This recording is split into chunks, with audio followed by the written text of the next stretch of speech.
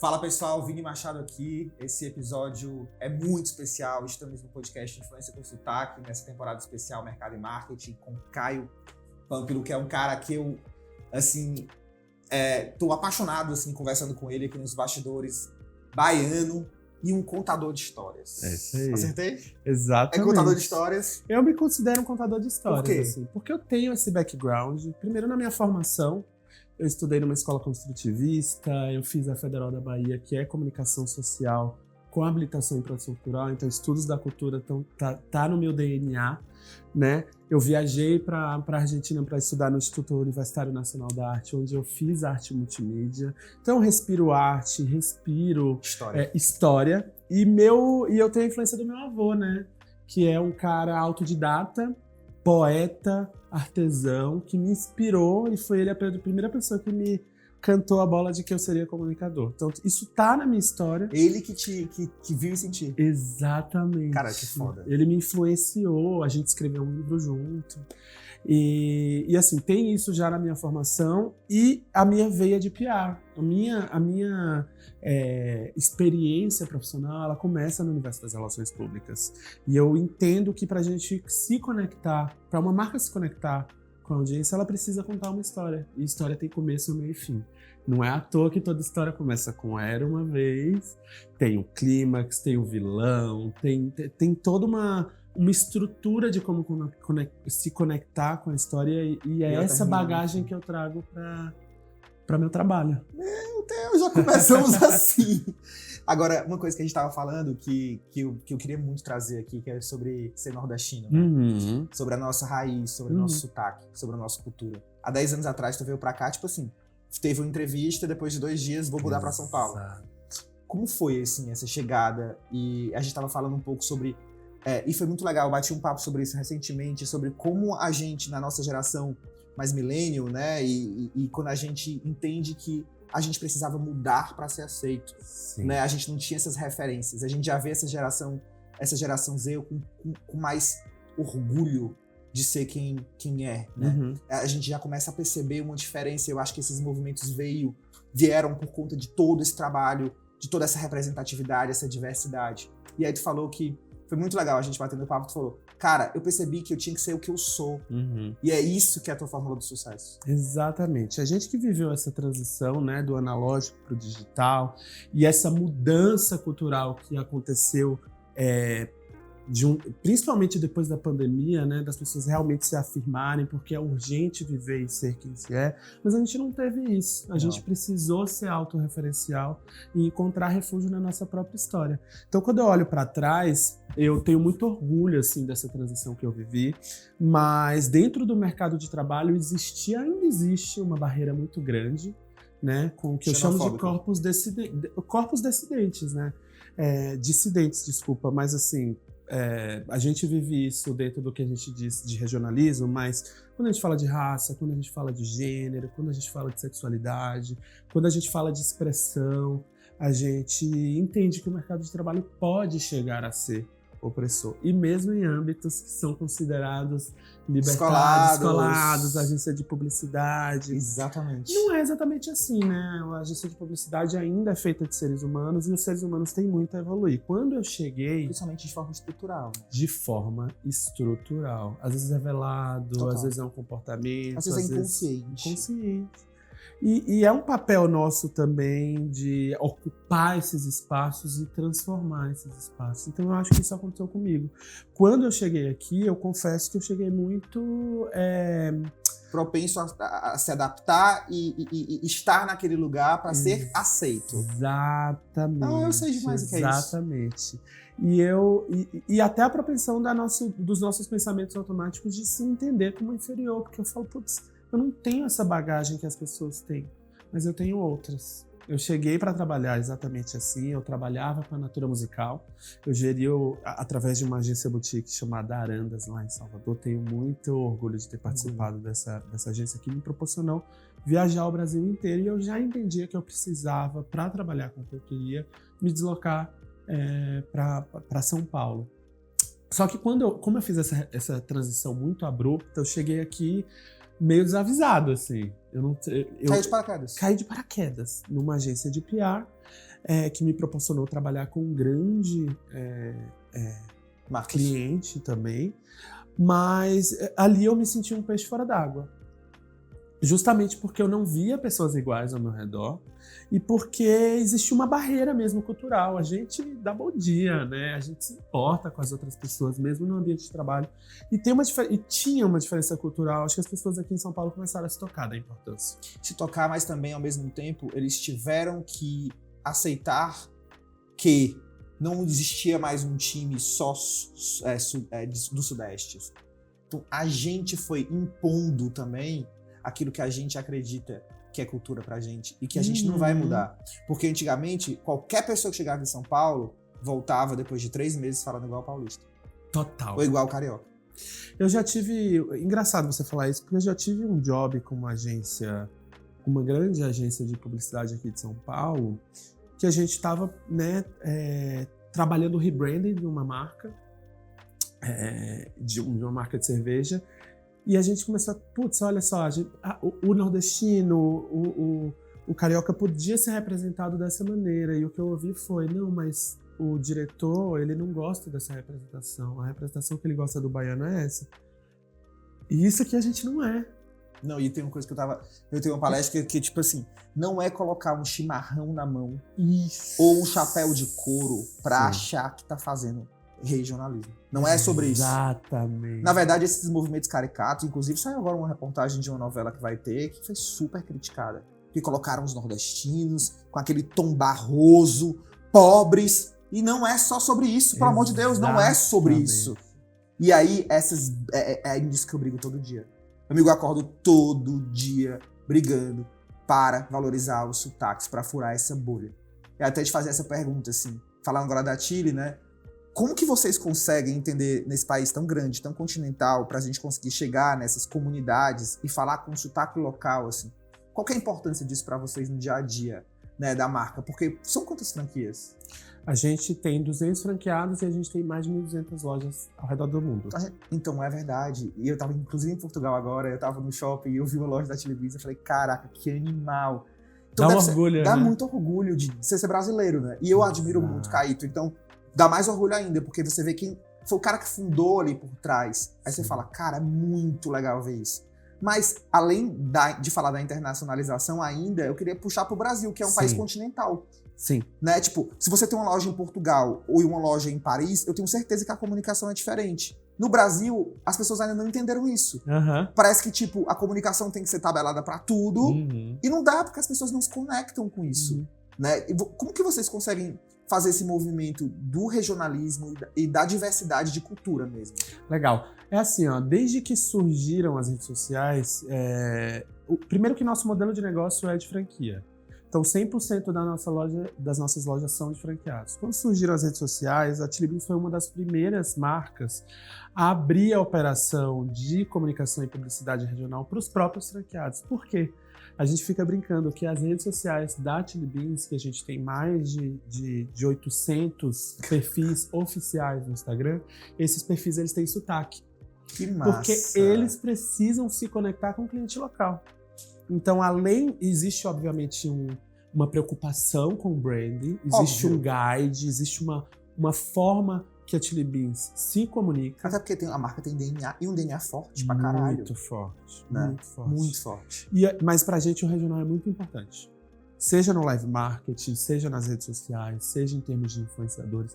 A gente tem um Chili Squad com mais de 2.000 criadores de conteúdo pelo Brasil. Nossa. Que são fãs da marca, que estão sempre com a gente. Quando a gente vai pro nosso navio, por exemplo, a gente tem um foco de levar pelo menos 50% dos influenciadores são os caras que estão com a gente desde o começo. Desde sempre. Desde sempre. Então a gente tem um relacionamento muito próximo com E a Chili, assim, eu acho que foi talvez a primeira e é uma das poucas marcas que tem fãs. Mesmo. E eu sempre falo e repito em todos os lugares, marcas que não se tornarem creators podem perder para creators que viram marcas. Total. Né? E tipo assim, a Chili é uma marca creator. Qual o segredo de ter uma marca creator? Isso é muito legal, assim, eu acho que isso começa na própria criação da Chili Beans, assim, né? O Caíto, como essa figura, escorre a maneira genuína dele ser empresário também nos inspira Muito. como profissionais a sermos genuínos. Eu acho que não é só uma questão de você pode ter tatuagem, ou você pode se vestir como você quiser. A gente na Chili Beans pode ser quem a gente quiser e vai ser valorizado por quanto mais genuíno você for. Na verdade, é o asset principal. Seja genuíno. Não é tipo, eu posso ser, não seja. Como isso é falou, quase uma linha de corte, né? Como você falou em asset, o principal asset da Chili Beans é pessoas. Foda. E isso não tem como ser transformador no nosso modelo de comunicação ou no nosso modelo de negócio e na nossa comunicação. Então, se você tem pessoas que são genuínas, você tem um modelo de negócio que é genuíno, você tem um modelo de comunicação que é genuíno. Então, tudo que acontece na Chili Beans, seja a decisão do nosso calendário, seja o parafuso que vai no produto, seja a cor da nossa porta de loja, ela é decidida em conjunto. A gente tem um comitê com todas as áreas que decide cada passo da nossa empresa. Então, é muito gratificante você chegar numa sala de reunião e do estagiário ao diretor, a gente tem abertura para contribuir com o negócio. É a cultura do negócio. E é uma cultura tão forte que as pessoas se espelham, né? É como se a marca ela tivesse virado... É muito doido. A marca, ela conversa para dois públicos muito claros para mim. Ela conversa para o público que é o consumidor, mas parece que ela também é um case para ser como ela. Total. Tipo, é muito doido. As pessoas se inspiram. Eu vejo empresários e pessoas tipo assim, não, vamos ver aqui o que a Chili faz. E isso principalmente para marcas menores, é quase como se fosse um guide para elas. Assim. E quando você fala de relação com fãs, é justamente aí que eu queria chegar. Como existe uma comunidade interna, a gente entende como as comunidades se conformam e a gente consegue criar comunidades ao redor da marca. Então, todo lugar que a gente faz, das 1.200 lojas, o Caíto deve conhecer cerca de 900. A gente tem o que a gente chama de turnê. Tudo é meio musical na Chili Beans. A gente faz turnês e a gente ouve o nosso vendedor. E por onde a gente passa, tem fãs da marca, os caras tatuam o Chili Beans. Eu já vi isso. Todo dia a gente recebe alguém que tatuou uma pimenta, pessoas que tatuaram a marca da Chili Beans. Eu vou te dar um exemplo. Cara, isso é muito doido. Eu vou te dar um exemplo que aconteceu essa semana. Depois eu busco o nome da pessoa que agora eu não lembro. A gente estava fotografando o shooting da nossa nova campanha com 2 celebridades e o Caíto estava do lado de fora do set. Passou um cara fã do Caíto e falou assim, faz um autógrafo. Faz um autógrafo. Ele levou pro tatuador. O cara saiu de lá e levou pro tatuador e tatuou. Isso tô falando seríssimo. Depois eu vou mandar a foto pra vocês colocarem aqui no Inset. Isso aconteceu essa semana. Isso é muito forte. A gente tem um trabalho com nossos clientes obviamente de CRM, nas redes sociais. A gente tem um trabalho de marketing que traz esse cara para perto em todos os nossos pontos de contrato. E a gente tem o que a gente chama de Chili Lovers. A compra de óculos e de relógio, que são os nossos principais produtos. O cliente convencional compra um óculos por ano, digamos assim. Um óculos a cada 1 ano e meio. Porque tá precisando, vai lá, compra e tal. Mas tem um Os cara que... Chili Lovers compram 3 a 4 a 5 vezes por ano.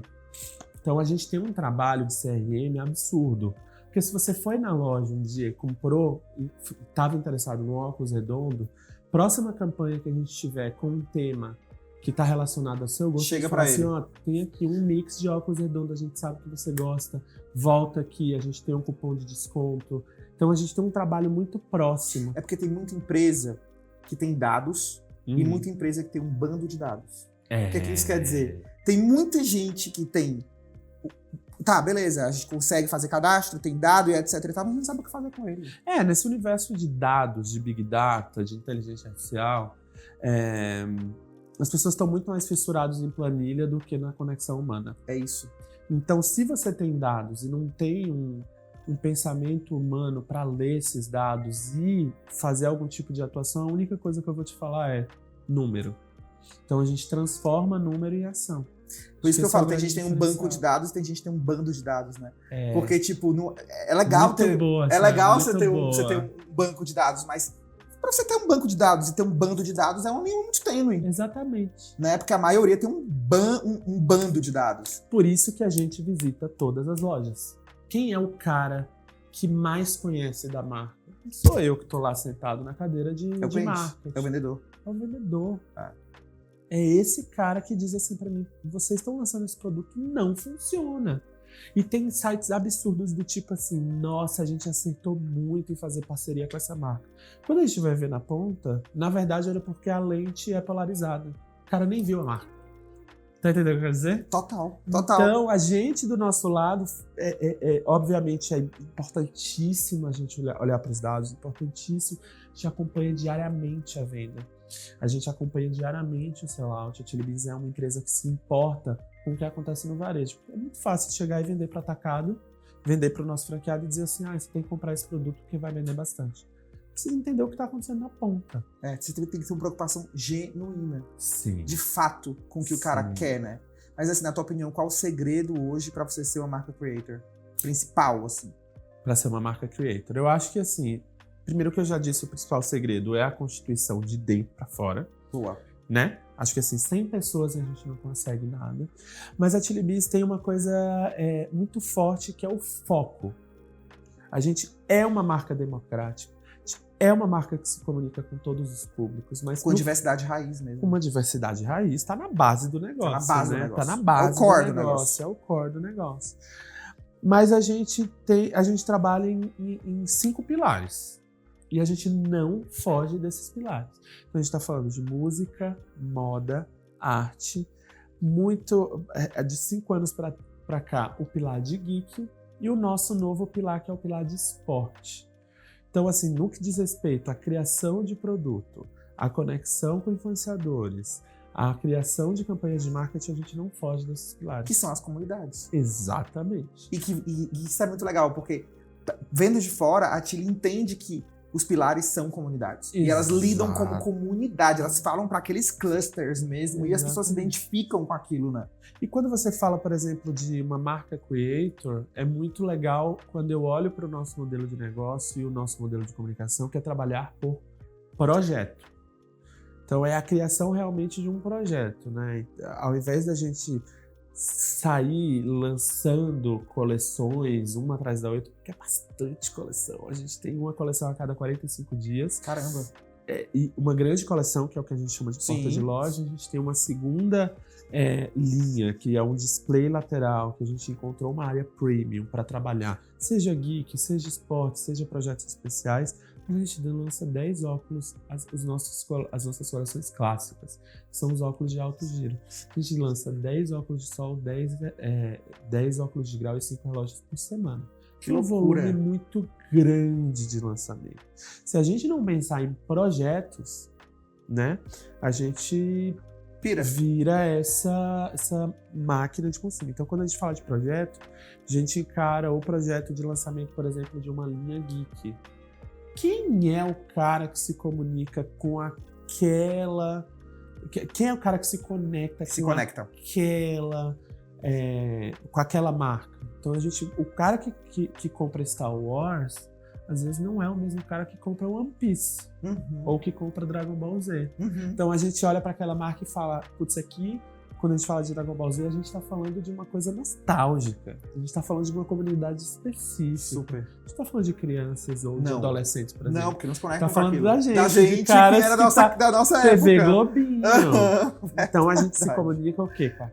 Aquela comunidade. Quando a gente fala de One Piece, a gente está falando de um movimento muito recente, né? A gente está falando da geração Z, a gente está falando de...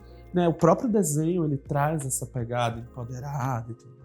Então, respondendo a sua pergunta, como é que a gente é creator? É olhando para o nosso lançamento e desenvolvendo uma relação muito próxima com a nossa comunidade. Como é uma marca muito democrática, como é uma marca que abraça todas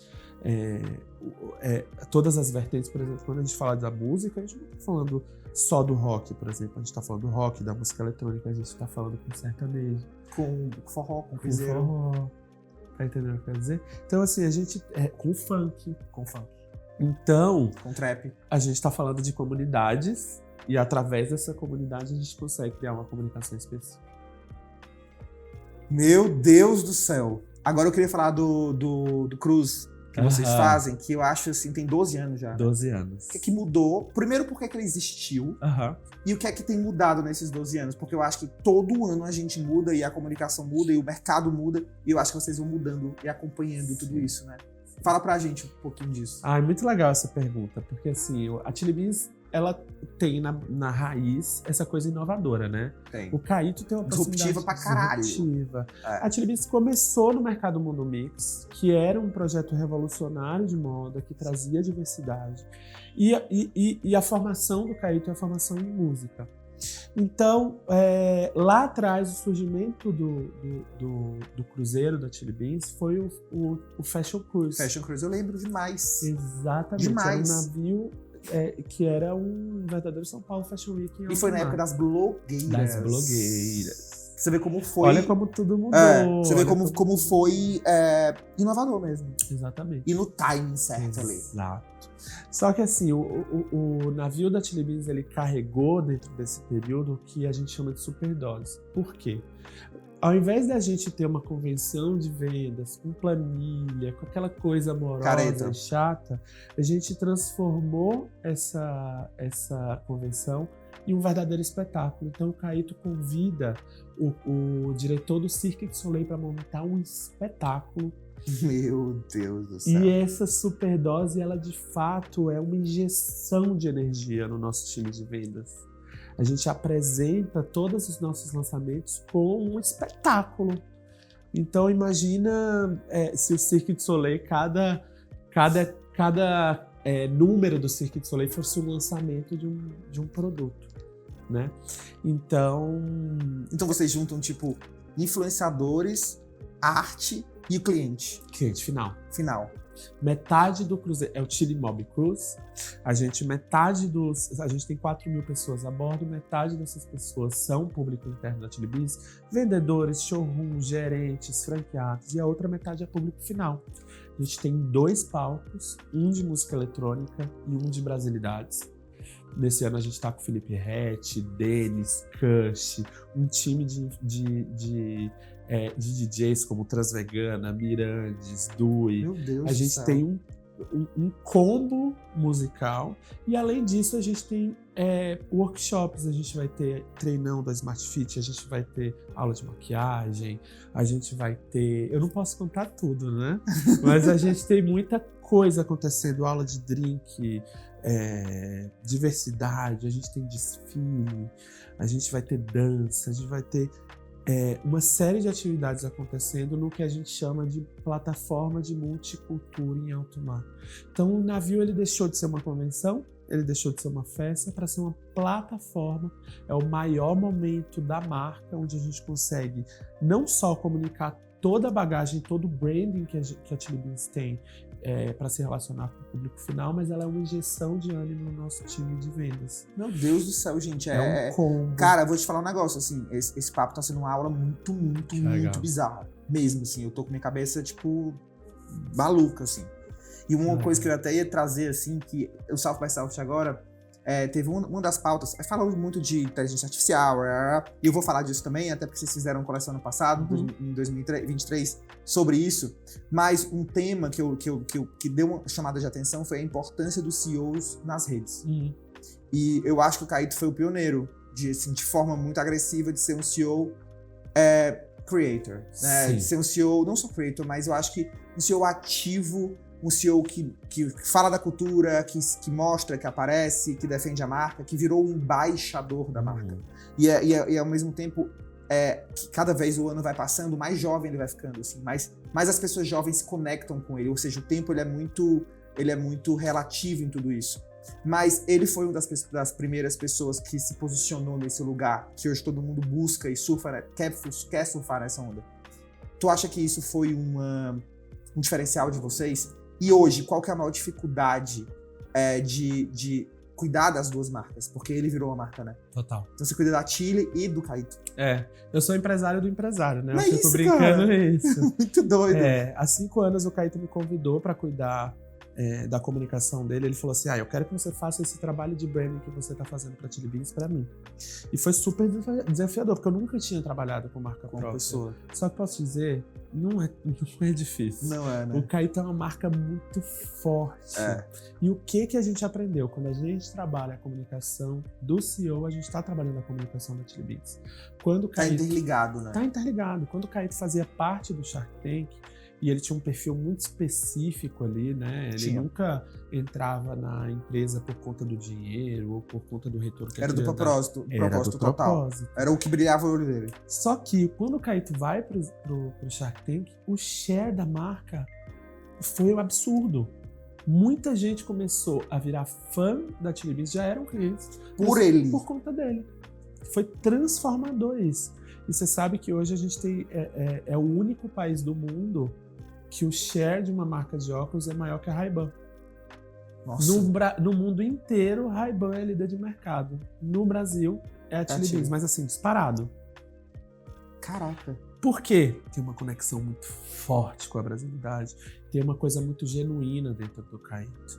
Então, há 5 anos atrás, eu comecei a cuidar da comunicação e da carreira dele, né? Seja no âmbito profissional, quais são os próximos passos. A gente tem um programa de rádio, semanalmente, a gente tem o Caíto em eventos, a gente roda o Brasil inteiro levando empreendedorismo por esse país. Ele virou um produto mesmo para fomentar e espalhar ainda mais quais são os valores e o DNA da marca.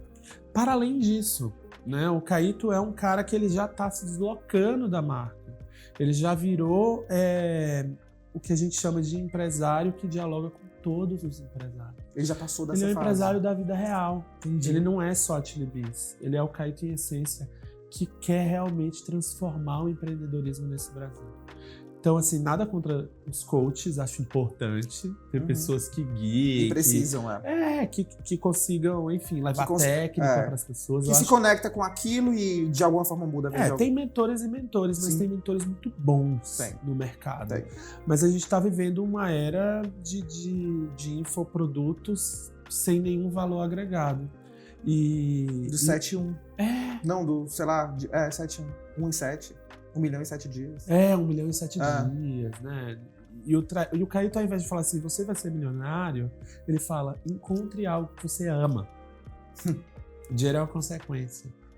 Então, nessa era, né, de empreendedores de palco, o Caíto vem na contramão para dizer assim, cara, você vai errar, você vai cair, você vai tombar. Você é vulnerável. E você é vulnerável. Isso foi uma coisa que eu trouxe muito com a minha bagagem mesmo. Vamos tirar essa casca dura de que você vai ser milionário, de que você, né? Vamos ir na contramão do mercado e vamos mostrar o que você é. E esse processo que você estava falando, que é tão importante, que é da curadoria. Então, como eu estava muito próximo do Caíto, eu consegui falar, puta, isso aqui que você está falando é muito verdadeiro, cara. Vamos levar para as redes. Vamos levar para a comunicação. Daquela reunião ou de um papo, você fala que as pessoas precisam também ouvir isso. Não só eu que estou aqui. Né? Vamos dividir esse conhecimento com mais pessoas. Exatamente. E a gente tá com muito projeto legal aí que vem pela frente. E a gente quer saber ver depois de todos. Tem muita coisa Bora legal. Bora falar de collab? Vamos falar. A gente falou do Carlinhos Maia, que foi fenômeno. Mas vocês também fazem collabs, além de com artistas, teve do Alok também. Sim. Porra, foda. Mas também com outras marcas, Copenhagen também. Eu tenho uma marca depois, tipo Três Corações, que eu sei que é uma marca que tem muito match ali e tal. Como que vocês fazem a escolha de uma marca e de uma pessoa para fazer uma collab? É extremamente desafiador, mas a gente já sabe fazer isso com o pé nas costas. Porque vocês também foram dos primeiros a fazer, então vocês aprenderam errando e fazendo. Hoje em dia tem collab de tudo que é marca, mas a Chili Beans foi pioneira nisso. Né? Tanto no navio, que hoje em dia tem navio de tudo que é coisa. Jeito, tem cruzeiro pra tudo. Exato. Hoje também tem collab pra tudo, mas a gente se orgulha disso, de ter se plantado no mercado. Mesmo, tipo, não dá aquela coisa assim, meu Deus, não, da cópia. Pelo contrário, zero. É super legal, né, que o mercado venha. E se inspire. Nisso. Sabe por quê? A gente já tá indo pra outro lugar. É isso que eu ia falar. É porque já tá indo pra outro lugar. E a gente já tá indo pra outro lugar mesmo. A gente tá falando do calendário de 2026. Tu falou a disso, gente tem 2026 fechado. Não, mas eu não acredito nisso. Real oficial. É muita loucura. Mas como que você consegue, tipo, ter uma noção tão clara do que vai ser tendência lá na frente? Primeiro que a gente conhece muito a marca. É. Começa por aí. A gente conhece muito bem o nosso consumidor. E o movimento das gerações, né? A gente tem uma conexão muito forte com as gerações, mesmo por isso mesmo que a gente tem os produtos Kids, porque a gente tem a capacidade de rejuvenescer a marca. E enquanto aqui a gente está falando com o público na ponta, por exemplo, quando a gente fala de ótica, a gente está falando de um ticket médio maior, a gente está falando de um público um pouco mais velho, um pouco mais conservador. Eu percebi isso. Eu percebi até a comunicação da loja mais tradicional, talvez. Não tradicional, acho que a palavra mais sóbria. É isso exatamente. A loja vermelha é aquela loja escandalosa, é aquela loja viva, é aquela loja vibrante. A ótica, ela é inspirada numa barbearia cubana, ela tem tons mais terrosos, ela tem vendedores que são mais técnicos. São mais técnicos. É a geração que ele gosta da televisão, mas ele já não tá tão loud assim como que não deixa de ser uma comunidade também. Exatamente. E até porque quando você vai comprar acompanhar, né? Até porque quando você vai comprar um óculos, você vai com aquela receitinha lá do médico. Então é como se eu fosse comprar um óculos, mas de um jeito de Beans. Mas você sabe que a nossa comunicação, uma das primeiras campanhas que a gente desenvolveu para ótica foi: óculos de grau não precisa ser formal. Boa. Você não precisa ter um óculos só. Não precisa ser chato. Não, a experiência de compra não precisa ser farmacêutica. Você não precisa ser tratado como uma pessoa que tem uma doença, sabe? Eu fui na ótica da Oscar Freire aqui uma vez e, tipo, eu tava indo em outras óticas e tal. Cara, eu achei tão legal a forma como eu fui tratado. E assim, legal, a loja. Né? E eu falei assim, nossa, que gostoso comprar óculos. Parece que eu tava comprando um acessório de moda também. De moda. E não, tipo, algo técnico que eu preciso para sobreviver melhor. São duas coisas que a gente fortalece na ótica. Experiência de compra, só a gente tem. Essa experiência de compra. Tanto que você vê o mercado saindo um pouco daquelas óculos que estão atrás do vidro para começar a abrir a fachada e abrir os provadores, porque essa coisa de você pegar ali e botar na sua cara, sem interferência, sem liberdade, é muito gostosa. Total. No saco você ficava, quero ver esse. A pessoa vai, abre a chavinha, aí abre e pega. Que é isso? Exato. Mas aí quando você fala de collab, eu volto nesse lugar porque a gente tem três pilares que são muito fortes para a criação da collab. Primeiro, como eu falei, conhecer muito bem a marca, muito bem o consumidor. Acompanhar esse consumidor em toda a jornada. Segundo, tendência. A gente tem, sim, plataformas, parceiros que trazem tendência de moda, que vão falar pra gente que no ano de 2025 o Furta Cor vai ser a tendência de moda. Existem trabalhos... da GSN e tal, que são com Hunters, e a gente consegue... Não precisa dar pra você estudar o que vem, né? E, de novo, a gente tem nossos vendedores. Tá lá. É um batalhão. Não, ele é o maior Hunter que tem. E assim, a gente não faz nada sem consultar eles. Então, toda vez que a gente pensa, por exemplo, em algo que é novo, que é uma novidade, a gente solta uma pesquisa na rede e às vezes a gente tem uma surpresa gigantesca. Coisas que a gente acha que não funcionam e que eles falam pra gente, investe nisso, é batata. E acontece. Toda vez que a gente insistiu em ir contra esse batalhão, a gente perdeu. Toda vez. Então, hoje em dia, a gente tem esse trabalho. E primeiro que é um trabalho multi-área.